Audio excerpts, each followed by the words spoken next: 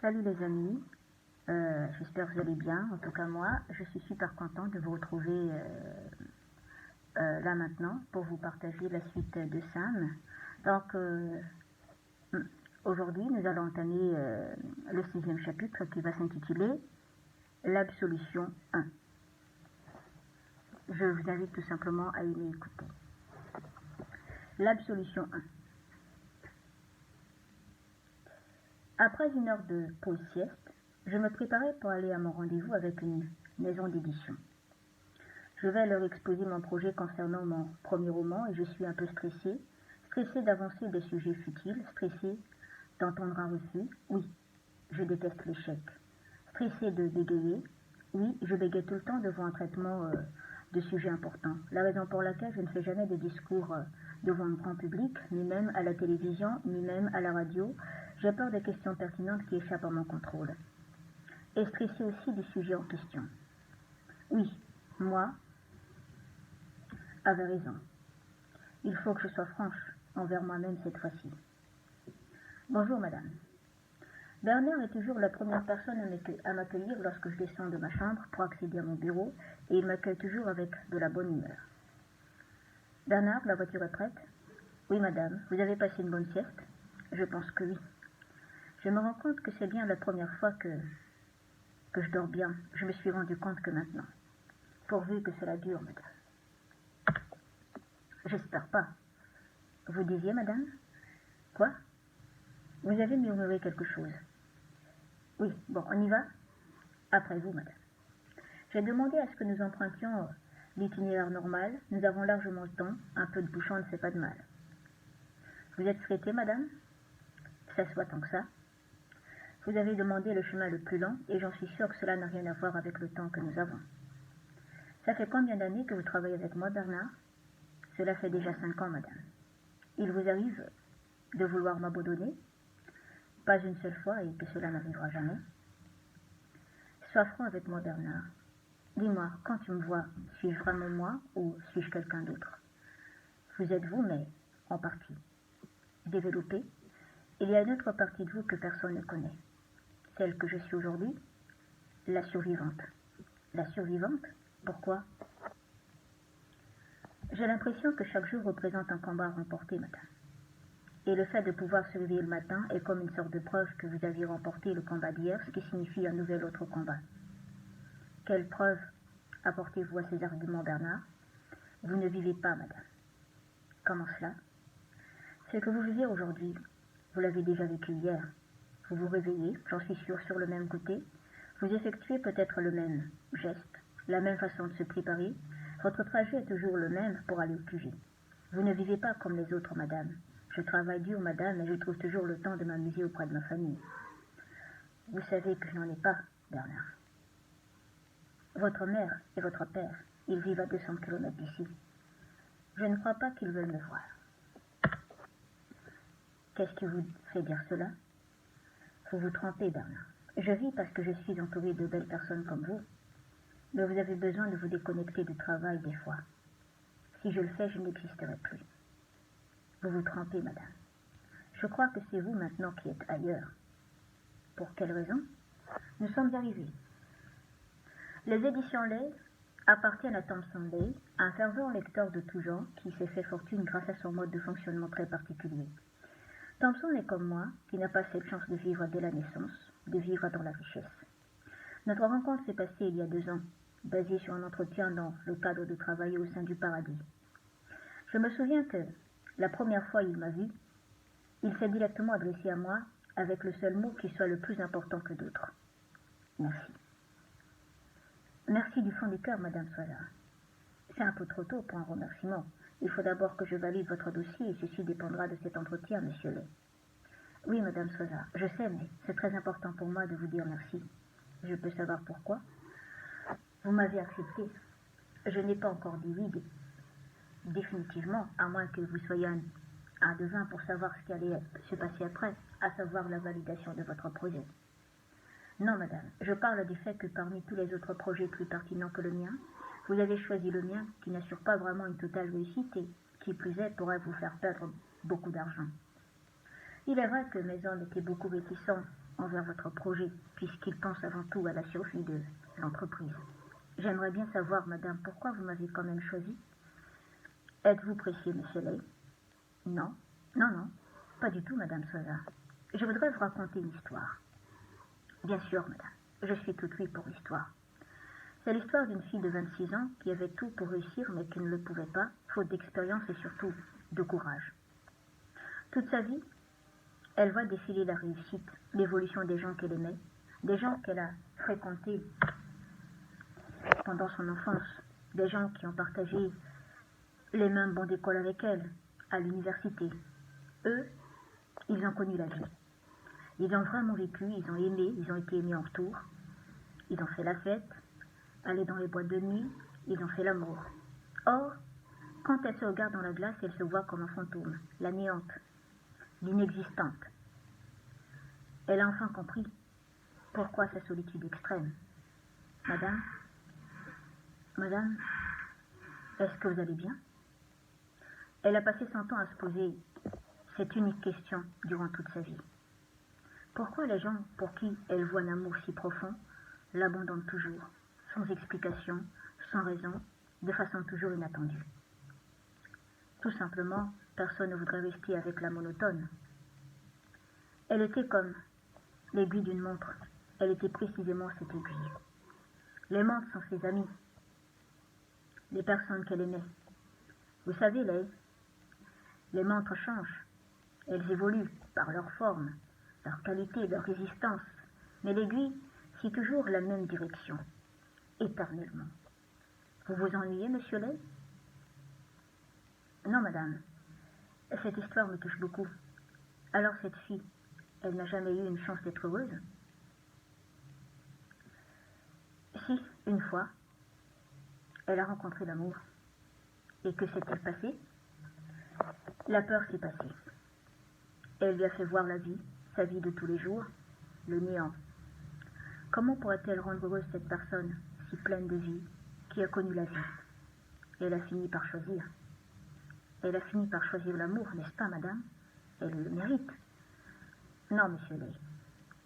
Elle ne pouvait pas choisir l'amour, car l'amour, c'est une question de courage et d'expérience, et elle ne possède ni l'un ni l'autre. Elle a choisi de vivre sa vie. Mais je sais qu'elle a fini par réussir dans la vie professionnelle. Comment vous en êtes si sûre, madame?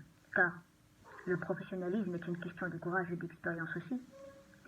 Il y a une autre force beaucoup plus puissante que l'expérience et le courage. Qu'est-ce que ce serait? Le rêve. Cette fille était une grande rêveuse. Normalement, le rêve est quelque chose d'utopique, illusoire, faux. L'expérience et le courage représentent l'action. Il faut la plupart du temps les provoquer. Or, le rêve, c'est quelque chose d'inné, il fait partie de nous. Le rêve, c'est la passion. C'est lui qui nous pousse en premier de se battre pour avoir ce que nous désirons. Et des rêves, elle en a. Et c'est pour cette raison que j'ai choisi de vous donner une chance en choisissant votre dossier parmi tant d'autres. Il est vrai, madame, que j'ai vécu cette même vie dure que cette fille, mais je possède quand même le courage qui m'a incité à déposer mon projet. Dites-moi quel âge avez-vous, même si je connais déjà la réponse.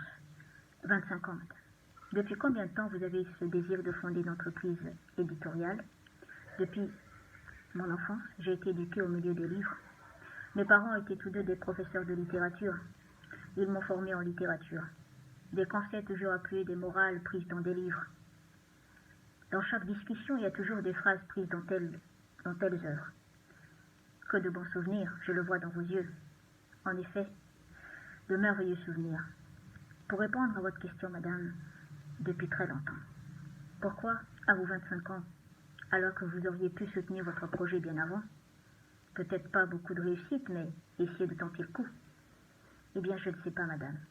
Vous pouvez tout me dire, monsieur Lay. Il est vrai que la base d'un entretien suscite plus de ruses, plus de qualités mensongères de la part du concerné pour arriver à sa fin, mais pas avec moi. Je préfère encore plus accepter un projet d'une personne qui frôle plus l'échec que de réussite, mais où la franchise règne qu'un projet pertinent dépourvu d'honnêteté du concerné. Alors, monsieur Lay, quel type de concerné désirez-vous être devant moi? Je manquais de courage, madame, à cause d'un livre. Comment ça, à cause d'un livre? Vous saviez que mes parents sont morts? Oui, je suis absolument navré pour vous, Lay. Merci beaucoup, madame. Mais saviez-vous ce qui a causé leur mort, ou plus exactement qui? J'ai entendu qu'il s'agissait d'un accident. Votre maison a pris feu et vos parents n'ont pas pu s'en sortir, en vous sauvant la vie. C'est ma faute si mes parents n'ont pas pu s'en sortir, madame. Comment ça, c'est votre faute? C'était un accident. Ils vous ont sauvé la vie, ce que tous les parents auraient fait. Toute histoire a son envers, afin de minimiser les dégâts. Je vous écoute. Ce n'était pas un accident. C'était moi qui ai mis le feu à la maison. Depuis mon jeune âge, on m'a éduqué dans le monde des livres. Cela a eu un impact considérable dans ma vie en tant qu'homme, dans mon adolescence. La littérature m'a féminisé et les autres garçons de mon lycée n'arrêtaient pas de m'embêter, de m'insulter, et même les filles. Tout le monde me considérait comme gay. Les garçons essayaient même de me draguer juste pour se foutre de moi. Je comprends ce que tu as vécu. Lorsque nous avons une vie bien différente de celle des autres, dont nous savons pertinemment qu'ils gagnent en nombre, les normaux feront tout pour que nous sentions nos différences, nos étrangetés. Mais tu sais quoi, ce sont eux qui sont plus étranges que nous. Nous? Tu crois vraiment que tous ceux qui ont réussi dans la vie viennent du clan des normaux? Vous voulez dire que tous ceux qui ont réussi comme vous, sans vouloir vous manquer de respect, madame, viennent du clan de la bizarrerie? Me manquer de respect, c'est de trouver en moi un semblant de normalité. Voyez-vous, monsieur Lay, je me sens bien dans ma bizarrerie, dans ma folie. Elles me définissent. Et oui, monsieur. Ces gens bizarres sont ceux qui ont le plus réussi dans la vie. Vous savez pourquoi? Non, madame. Vous connaissez d'abord la vraie définition du mot « normal », ce qui se trouve dans le droit chemin, tout ce qui est dans les règles. Ça, c'est la définition déguisée par les normaux en leur faveur. Mais il existe une autre définition qui parle mieux ce terme. C'est quoi, madame? Ce terme est la référence en mots du segment trouvé en mathématiques. Vous connaissez les deux crochets qui se font face. Oui, en effet, vous êtes en train de dire que vous parlez peut-être avec une folle. Non, madame. Si, bien sûr, c'est par la folie que je suis devenue ce que je suis aujourd'hui et peut-être demain. Je suis un fou aussi. Je suis d'accord avec vous. Sinon, vous ne prêterez pas attention à mes divagations. Entre dingues, on se comprend, on s'accepte, ce qui fait de nous des êtres normaux. Ce n'est pas ce que prétendent les autres, madame. Il y a une preuve irréfutable, Lay. Laquelle? Les fous ne se battent jamais entre eux. Regarde les fous de la ville. Ils se croisent, des fois ils se parlent, et ils continuent leur chemin dans le calme. Et regarde les saints d'esprit. Pour un simple désaccord, ils se battent, ils s'insultent, ils se clashent. Ils sont tout aussi différents de nous. Vous avez tout à fait raison, madame. Alors, concernant la définition du mot normal, celui-ci se réfère au segment mathématique car il représente ce point A qui n'a d'autre résultat que le point B. En d'autres termes, le point C se trouvant en dehors de ce segment ne représente que le néant, l'inexistant, le paria tout simplement. Et il faut que tu comprennes, un segment symbolise aussi l'enfermement qui est tout simplement dépourvu d'ouverture d'esprit. Rien d'étonnant à ce qu'ils ont du mal à accepter d'autres points. Donc n'envie pas. Ceux qui proclament haut et fort d'être normaux, celui-là ne feront que se préoccuper des points A et B en oubliant les merveilles qu'ils pourront rencontrer et vivre à l'extérieur. Vous avez raison, madame. À partir de maintenant, je suis prêt à m'accepter, à vivre ma vie comme je le sens, même si cette vie se construit avec un grand C. Oh, bravo! Tu crois que les normaux arriveraient à comprendre ces derniers mots? C'est impossible. Si c'est le cas, ils ne sont pas tout à fait normaux comme ils le prétendent. Tu as raison. Maintenant, laissons de côté les plaisanteries psychologiques, revenons à l'essentiel. Raconte-moi pourquoi tu as décidé de mettre le feu dans ta maison. Est-ce juste pour te montrer à toi-même que tu es un homme? Il y a différentes façons d'y parvenir. Le sexe en est en tête de liste, le chemin le plus facile. Quelle est la raison de ce choix, Lay? J'étais très amoureux d'un garçon très spécial qui s'appelait Sam. Sam? C'est vrai que ce nom rend la personne qui le porte très spéciale. Je suis désolée si je parle de mon homosexualité avec une telle aisance. Ne vous inquiétez pas, cela ne me pose aucun problème. Continue. Au moins, si j'ai été différent que sur mon mode de vie, sans l'arroser avec ma sexualité, ma vie serait encore plus supportable, mais non. Il aurait fallu que je sois homosexuel, qu'il y avait le béguin pour un garçon reconnu officiellement le plus beau du lycée, qui faisait tomber toutes les filles et purement hétéro. C'est ce qu'on appelle la catastrophe. J'ose imaginer que tu as fui, que tu as décidé de garder pour toi cet amour parce que tout simplement tu ne méritais pas son amour, qu'il serait 1000 fois mieux avec les autres. Non, j'ai décidé de tenter ma chance. Je me suis dit que, même s'il était un vrai mec, aucune de ces filles pouvait ressentir ce que je ressentais pour lui, le véritable amour. Et comment t'as fait pour lui dire la vérité sur tes sentiments à son égard? Sam, S-A-M. Tu es cette lumière qui reste allumée lorsque tout autour n'est qu'obscurité. Sam, tu es la lumière, ma lumière éternelle, que je retrouve dans mes moments difficiles, comme dans mes solitudes, mes cauchemars, lorsque je me lève en sursaut en croyant que c'est vrai, alors que ma réalité est là devant moi, celle que croisent mes yeux à leur première ouverture. Toi, immortalisé sur cette photo prise pendant la nuit, lorsque tu t'entraînais à mettre les 3 points et ce sourire si magique, si surnaturel, si angélique qui arrivait à éblouir l'obscurité où je m'étais caché. Sam, tu es tout simplement mon soleil au-delà du matin. Et je n'ai jamais entendu quelque chose de si beau et de si vrai. Madame, vous allez bien? Soleil au-delà du matin, S-A-M. Tout simplement, c'était magique et surtout réel. Merci beaucoup, madame. Alors, que s'est-il passé ensuite? Quelle nana de mon lycée se torturait à écrire de cette façon juste pour un mec, bel homme soit-il? Plus de la moitié ne savait même pas ce que veut dire vraiment aimer quelqu'un réellement, elle qui se préoccupait trop de la beauté physique et de la célébrité du mec en question. Et surtout, laquelle d'entre elles savent écrire correctement, elles qui se préoccupent plus de leur physique, de leur téléphone, que de s'intéresser aux livres. Mais encore, qui écrit comme un vrai écrivain? Sûrement j'étais cuit jusqu'au bout des ongles. Et le « je me suis caché » accordé au masculin démontre qu'il s'agissait d'un homme. Ouais, mais ils étaient tous nuls pour prendre en compte de ce genre de détails, madame. Tu as peut-être raison. Alors, ils étaient très calmes et même très courtois avec moi durant toute la journée. Ils me disent bonjour, ils me demandaient comment j'allais, quel livre j'ai lu aujourd'hui. Évidemment, ça c'était bizarre. Et même quelques-uns d'entre eux ont décidé de se joindre à moi à la cantine. On discutait de tout et de rien. Et 16h30 sonnaient, l'obscurité s'est abattue sur moi. Lay, salut Sam. Tu es pressé de rentrer? J'ai envie de discuter avec toi. T'es sûr que tu ne t'es pas trompé de personne? Tu connais d'autres laits dans ce lycée? À ma connaissance, il n'y a que moi. Donc, je ne me suis pas trompée du tout de personne. Oui, tu as raison. Tu veux qu'on discute de toi au juste? De quoi au juste? Viens, on va au terrain de basket du lycée. De toute façon, je dois m'entraîner après. J'adore m'entraîner la nuit. Tu m'as déjà vu jouer la nuit? Non. Je n'ai jamais eu l'occasion de te voir jouer la nuit. Les règles sont claires. L'école, la maison. Ok, on y va? Oui, je te suis. Voilà, on y est. Oui, on y est. Installe-toi. Ok. On n'a jamais eu l'occasion de parler comme on le fait maintenant. Oh, toi, tu étais occupé par le basket et les filles, et moi, par le livre et les moqueries. Nous avions toujours eu des journées très chargées. Oui, tu as raison. Dis-moi, pourquoi tu ne réponds jamais à ces moqueries?